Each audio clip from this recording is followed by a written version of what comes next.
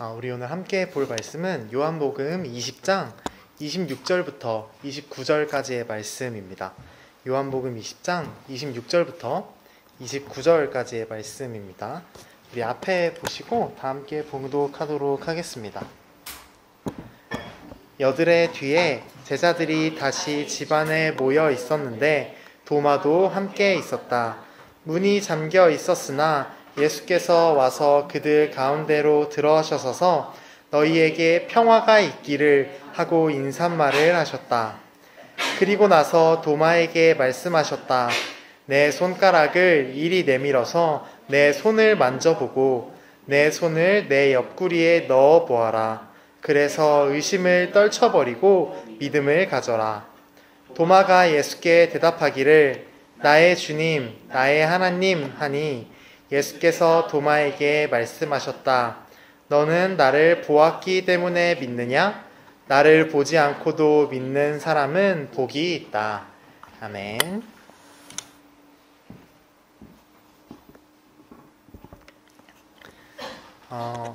여러분, 우리 지난주는 무슨 주일이었죠?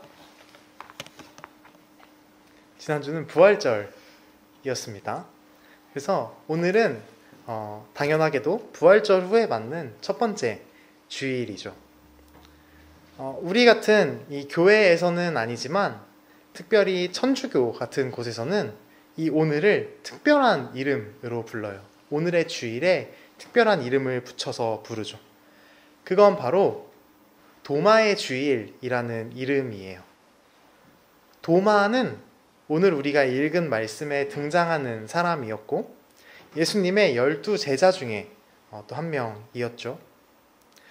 그런데 왜 도마를 제외하고도 많은 제자들이 있었는데 이 주일에 도마의 이름이 붙게 되었을까요? 그건 바로 도마가 오늘 이 부활절로부터 8일 후에 혼자 이 늦은 부활절을 맞이했기 때문에 그래요. 다른 제자들은 부활절이 있는 그 당일에 예수님을 만났어요. 예수님이 제자들이 모여있는 곳에 찾아가셨거든요. 그런데 안타깝게도 도마는 그 제자들이 모여있는 자리에 있지 않았어요. 그래서 예수님을 만나지 못했던 것이죠. 그리고 우리가 부활절 후에 주중을 보냈던 것처럼 이렇게 일주일을 보내면서 도마도 다른 제자들한테 이야기를 들은 거예요. 우리가 예수님을 만났어, 부활한 예수님을 만났어 라고 하는 그런 이야기를 들은 것이죠. 그런데 도마는 그 사람들한테 나는 내가 직접 예수님의 상처를 만져보고 그 예수님의 그 옆구리에 난 상처에 내 손을 넣어보기 전까지는 예수님을 믿지 않을 거야. 이런 이야기를 했죠. 바로 여기에서 도마는 의심의 대명사가 되어요. 교회의 전통 안에서 의심하면 도마 이런 이미지가 생겨버렸죠. 어쨌든 그때 이런 이야기를 한창 하고 있는 그때 예수님이 도마를 찾아오세요. 그러고는 자신의 손에 난 상처를 보여주시죠. 그리고 도마는 그 자리에서 오늘 우리 말씀에서 읽었던 것처럼 나의 주님, 나의 하나님이라고 하면서 예수님께 자신의 신앙을 고백해요. 그 날이 바로 우리가 오늘 말씀에서 보았던 그 날이 부활절로부터 8일 후였던 거예요. 그리고 그런 일을 기념하기 위해서 의심이 많은 도마가 예수님을 믿게 된 그 날을 기념하기 위해서 오늘을 도마의 주일이라고 부르기 시작했던 것이죠. 그런데 사실 제가 오늘 이렇게 도마 이야기를 하면서 설교를 시작했지만 오늘 도마에 대한 이야기를 쭉 하려고 하는 것은 아니에요. 정확히는 도마가 본 것에 대해서 이야기하고 싶은 것이죠. 도마가 보았던 예수님의 손에 난 상처에 대해서 함께 이야기해보고 고민을 해보고 싶어요. 그 의심 많던 도마가 보고 자신의 신앙을 고백했던 그 상처 말이에요. 먼저 질문을 하나 드려보겠습니다. 여러분은 부활하신 예수님의 그 모습을 생각하면 어떤 모습이 그려지시나요? 잘생기셨을 것 같나요? 아니면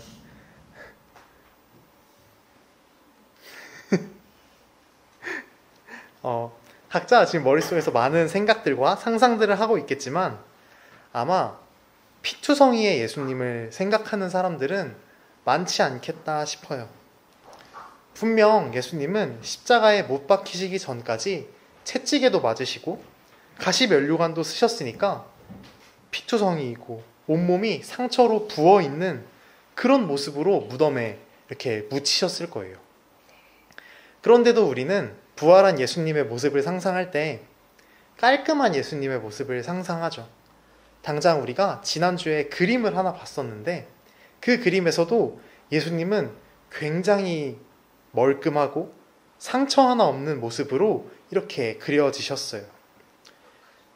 그리고 우리의 그런 인식은 어찌 보면 당연한 것이겠다 싶기도 하죠. 예수님을 만난 사람들이 무서워하지 않았고 예수님께서 다른 사람들 사이를 그냥 다니셨던 것을 보면 예수님의 모습이 적어도 막 계속 피를 흘리고 계시거나 온몸이 상처로 부어 있거나 하지는 않았겠다 싶은 생각이 당연한 생각일 거예요. 그리고 무엇보다 신이라고 한다면 그 신이 죽었다가 부활한다고 한다면 상처가 있기는커녕 평소보다 더 건강하고 더 멋진 모습으로 부활해야 하지 않을까 하는 그런 생각들이 우리의 자연스러운 기대인 것 같아요. 그런데 우리는 이렇게 건강하고 상처 없는 예수님의 모습을 기대하면서도 한편으로는 예수님의 손에 상처가 있는 것은 당연하다고 여기고 있어요. 이 예수님을 그린 많은 그림들, 그리고 또 전도사님이 친한 목사님도 예수님을 그리는데 그분도 손에는 항상 이렇게 못자국을 그리시더라고요.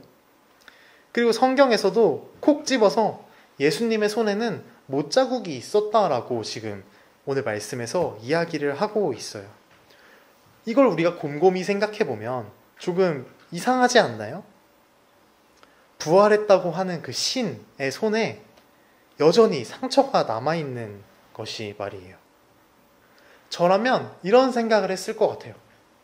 아, 신이라도 저렇게 깊은 상처는 치료가 안 되나? 아니면 이 관통상은 치료하는데 좀 더 오랜 시간이 걸리나? 뭐 이런 의심들과 생각들이 들 것 같은 것이죠. 그래서 우리는 본격적으로 그 부활하신 예수님의 몸에 그 상처가 남아있었던 이유에 대해, 그리고 우리가 그 흉터를 어떻게 생각하면 좋을지에 대해 한번 이야기해 보려고 합니다. 예수님께서는 그 흉터를 통해 사람들에게 말씀하시고자 했던 것이 있는 것 같아요. 그 흉터가 남아있던 이유 중에 하나로 이 흉터를 통해 말씀을 하시고자 했다라는 생각이 들죠.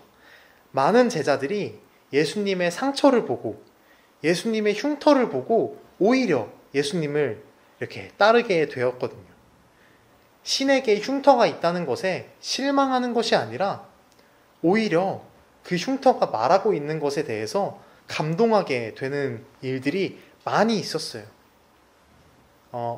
이건 약간 잠깐 재밌는 이야기를 하고 가려고 하는데 누가복음 24장에는 엠마오라는 곳으로 가고 있는 두 제자와 예수님이 만나게 되는 이야기가 나와요. 그런데 이 두 사람은 예수님인지를 알아보지 못했어요. 처음에. 그냥 예수님인지 모른 채로 한참을 걸으면서 대화를 하고 가는 거예요.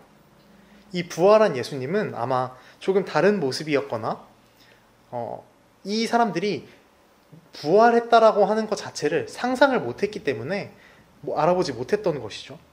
그렇게 한참을 걸어가다가 날이 저물게 돼요. 이 세 사람이 날이 저물고 함께 이제 저녁을 먹으려고 어떤 집에 들어가게 되죠. 그런데 그때 밥을 먹으려고 앉았을 때 그제서야 이 두 사람은 자신 앞에 앉아있는 사람이 예수님이다라는 것을 깨닫게 돼요. 왜 그때서야 사람들은 이 사람이 예수님이라는 것을 깨닫게 되었을까요? 근데 예수님이 물 드셨는데 물이 줄지 않고 계속 흘러가지고. 알겠다. 그럴 수도 있죠. 알겠다. 물 같은 거를 흉내내고 발동해가지고. 네.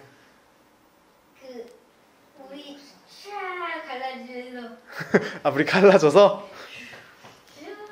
그래서 여기에서는 이걸 되게 재밌게 상상하고 해석하는 사람들이 많은데, 어떤 사람들은 이 사람들이 밥을 먹으려고 할 때 예수님의 손을 보고 예수님을 알아보지 않았을까 하는 상상을 하는 사람들도 있어요.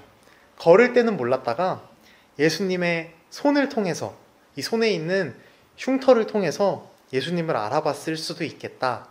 물론 이게 확실한 이유나 근거가 성경에 나와 있지는 않은 이야기이지만 되게 재밌는 상상, 성경을 해석할 수 있는 되게 재밌는 상상인 것 같아요. 그리고 이런 상상들은 우리가 예수님의 상처를 이해하는 데에는 충분히 도움이 되는 상상이다 싶죠. 어쨌든 이렇게 상상을 해본다면 그 사람들도 예수님의 상처에 실망하는 것이 아니라 오히려 이걸 보고 더욱 예수님을 따르게 됐어요. 마치 도마가 그랬던 것처럼 말이에요.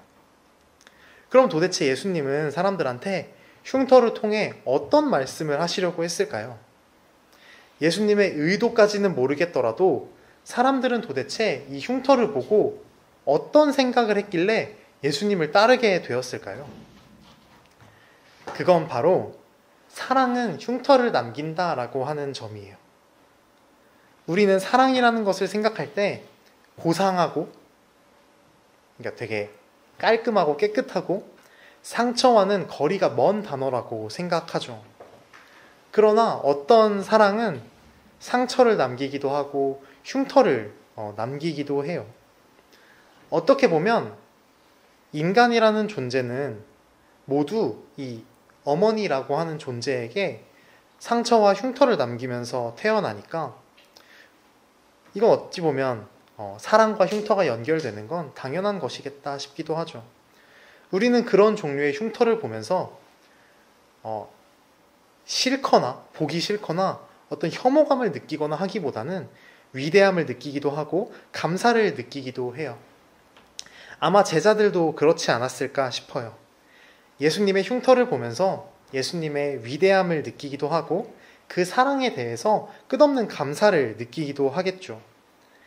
게다가 더 나아가서 어떤 사람들은 나 역시 그런 사랑을 실천하며 살고 싶다는 생각을 했을 거예요. 비록 내 몸에 흉터가 남을지라도 나도 저런 위대한 사랑을 전하면서 살고 싶다, 이런 생각을 했던 제자들도 있겠다 싶죠. 예수님의 상처는 사람들에게 사랑을 전달하고 그 사랑을 잘 살아낼 수 있는 그런 힘을 주었던 거예요. 이처럼 예수님의 상처는 위대한 것이었기 때문에 애초에 예수님께서도 그 상처를 부끄러워하시거나 숨기려고 하거나 이거를 없애려고 하시지 않으셨구나 싶어요. 우리가 이 부활한 신에게 상처나 흉터가 없어야 된다라고 여기는 가장 큰 이유는 우리가 그걸 좋지 않은 거, 부끄러운 거, 숨겨야 하는 거 이렇게 여기기 때문이죠. 그러나 예수님께는 그 흉터가 전혀 그런 것이 아니었던 것 같아요. 오히려 예수님은 자신이 세상을 구원하시기 위해 생긴 그 흉터를 자랑스럽게 여기셨던 것이죠.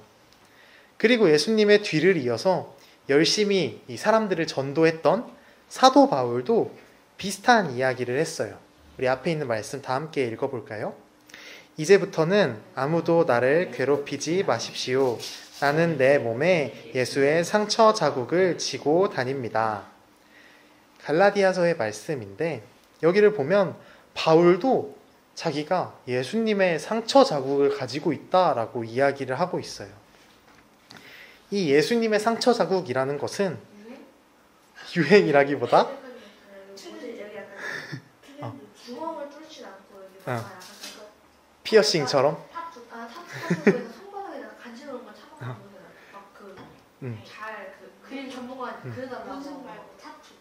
아마 전도사님도 여기 적어놨었는데 뭐 본인도 손에 상처가 있었다거나 뭐 문신을 새겼다거나 그런 것은 아닐 거예요. 이 상처 자국이라는 것은 다른 사람들을 위해 전도하고 예수님의 사랑을 전달하다가 자신을 미워하는 사람들에게 당하게 된 그 상처와 흉터들을 의미하죠. 즉 다른 사람을 위해 생긴 상처들을 사랑하다가 생긴 상처들을 뜻하는 거예요. 그런데 바울도 이렇게 자신의 상처 자국 이야기를 하면서 그러니 내가 이런 흉터가 있으니 나를 괴롭히지 마라. 어떻게 보면 당당하게 그 상처를 자랑하고 있는 거예요. 바울에게도 그런 상처는 부끄러운 것이나 숨겨야 할 것이 아니었죠. 그리고 예수님도 그랬을 거예요. 자신이 세상을 위해 십자가에 달리심으로 생긴 그 흉터, 사랑하다가 생긴 그 상처는 굳이 지워야 할 것이 아니었던 것이죠. 저는 오늘 설교 내내 예수님의 흉터가 도대체 왜 있을까? 그리고 그 흉터의 의미가 무엇일까? 실컷 이야기했어요. 그러나 사실 지금 소개해드릴 한 편의 짧은 시가 오늘 설교의 핵심을 잘 이야기해 줄 수 있겠다 싶어요. 이건 네이라 와히드라는 시인의 흉터라는 시예요. 짧은 시니까 함께 읽어볼까요? 흉터가 되라. 어떤 것을 살아낸 것을 부끄러워하지 말라. 시에서는 흉터가 되라고 이야기하고 있어요. 흉터가 되라는 것은 사랑하라는 것과 같은 말인 것 같아요. 사랑하다 보면 상처를 받고 흉터가 생기기도 하죠. 특히 사랑이 저절로 잘 되어서 이렇게 자연스럽게 할 수 있는 상대에게는 상처받지 않을 거예요. 예를 들면 반려동물, 사이가 좋은 가족들, 그런 대상을 사랑하는 것은 비교적 어렵지 않을 수 있어요. 그런데 우리는, 이 하나님을 믿는 사람들은 내가 호감이 가지 않는 사람들과 그 대상들과도 사랑하면서 지내야 하잖아요. 내가 썩 관심이 가지 않는 존재들과도 잘 지내야 하죠. 그러다 보면 그런 상처에서는, 그런 사랑에서는 이렇게 상처와 흉터가 생기는 것 같아요. 때로는 내가 좋아하는 걸 포기해야 하고 내 뜻대로 움직이지 않는 사람들을 보면서 답답해하고 내가 저지른 일이 아니어도 함께 해주어야 하는 그런 일들이 생길 테니까요. 그래도 우리 그런 사랑들을 잘 해내면 좋겠어요. 그래서 우리도 흉터가 되어야 해요. 예수님께서 그랬던 것처럼, 예수님을 따르는 수많은 사람들이 그랬던 것처럼 우리도 아름답고 깨끗하고 고상한 사랑보다는 타인을 위해 내가 조금 손해보고 때로는 작은 상처도 받으면서 우리 그런 사랑을 할 수 있으면 좋겠어요. 그래도 다행인 것은 우리 그럴 때 예수님께서 그랬던 것처럼, 또 바울이 그랬던 것처럼, 오늘 시에서 말하고 있는 것처럼 그 흉터를 부끄러워할 필요가 전혀 없다라는 거예요. 마음의 상처를 받고 흉이 진 것 같아도 그 흉터들은 우리가 사랑했다는 증거이고 삶을 잘 살아냈다는 증거예요.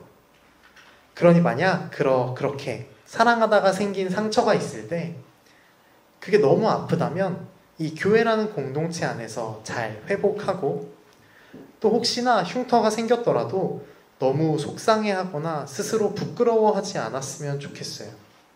사랑하다가 생긴 상처는, 또 사랑하다가 생긴 흉터는 분명 하나님께서 기뻐하시고 하나님의 방법을 통해서 위로와 이렇게 사랑을 해주실 거예요. 우리 그렇게 예수님을 본받아서 흉터가 되는, 그리고 그 흉터를 부끄러워하지 않는 그런 삶을 살아가면 좋겠습니다. 기도하겠습니다.